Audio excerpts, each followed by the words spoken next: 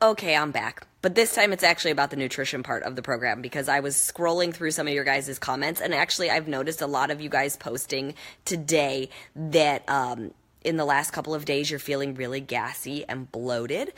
So let's talk about that really quick because that's a big deal, right? And that's not comfortable, and I don't want you guys experiencing that or feeling that. So first of all, let me say this. If you're using the performance line, you may feel gassy and bloating from the performance line. There is whey in there and there is casein in there, and unfortunately not everybody can handle whey and casein. So if you are using the performance line and it's the first time you've used the performance line, know that that might be part of it. And so what you can try to do is take it out for a day or two and see if that helps. And if it does, then we know.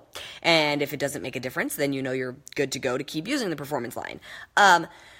Another thing to keep in mind is that you might be eating more protein than you've eaten in the past. So make sure if you're starting to experience a lot of gas and bloating, pay attention to the protein that you're eating. Are you eating a lot of red meat? Because that's definitely harder to digest. And if that's the case, maybe try to add in a little bit more fish or eggs or that sort of thing, things that are lighter and easier to digest.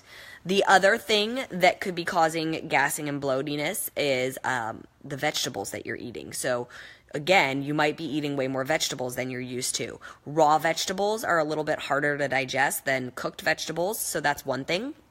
Broccoli, cauliflower, kale, Brussels sprouts, those are vegetables that tend to make you a little bit more gassy and bloated. So if you're eating those, make sure you and you're experiencing that, cook them and see if that helps.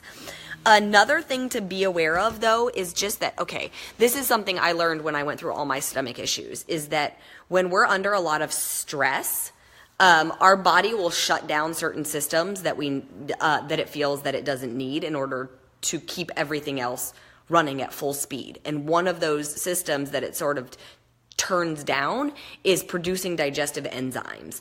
And so my doctor told me that I wasn't probably producing enough digestive enzymes.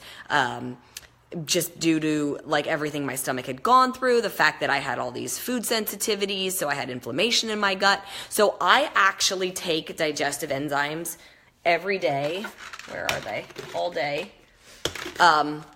I take them with every single meal, you guys, and I've been doing that for 8 months. And right now it helps.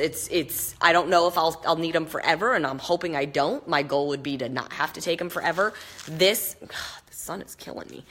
So this is the brand that I use. It's called Digest Gold. Okay. And I'm going to try to flip this actually so you guys can read the label. Digest Gold. Okay, and I do use the most advanced enzyme because they have a bunch of different formulas, but that's the one that I use, and that helps me a lot. And then the other thing to be aware of, and sometimes this is what you discover when you start really paying attention to your body, is a lot of people have food sensitivities. And you don't realize it. It took me 2 years to realize I had food sensitivities. I had gas and bloating every single day for 2 years, couldn't figure out what it was, went to my doctor, had the blood test done, and she was like, oh, you're severely allergic to eggs, peanuts, flaxseed, almonds, everything that I ate on a regular basis, I have severe inflammatory markers for. So I can't eat eggs. I can't eat flaxseed.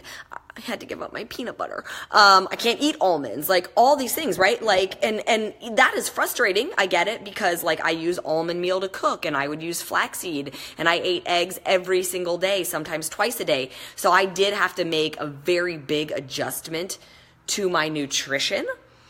But when I did it, all my gas went away, all my bloat went away, and my stomach felt much better and it healed and I was able to start absorbing my nutrients again. So there's a lot of things that could be going on, and this is where you just sort of have to take it one thing at a time. So again, if you are using the performance line, maybe just stop using it for a few days, see if that's what it is. If you're If you realize, nope, that didn't help, great, keep using the performance line. If you're not using the performance line, then obviously that's not the issue. So then pay attention to the proteins that you're eating, the animal proteins that you're eating. And like I said, maybe try to switch to a little bit more fish or something that's easier to digest. Pay attention to when it kicks in. Does it happen first thing in the morning, right after breakfast? Like, so right after you start eating your first meal? Is it by the end of the day when all the food is added up? Like I said, cooking your vegetables could be something that you need to do instead of eating them raw. Chew your food. We are always in such a hurry. It's really, really important to chew your food because the breakdown of your food and the digestion of your food actually starts in your mouth with the enzymes in your mouth. So take the time to actually chew your food, and hopefully that will help as well. So all things you can pay attention to and see if it helps. But like I said, you got to it could be a bunch of different reasons, so you kind of got to take it one little thing at a time and see what helps and what doesn't. But digestive enzymes also huge one for me that really helped. And there's other brands. That's just the brand I use. So hope that helps you guys. Okay, talk to you later. Bye.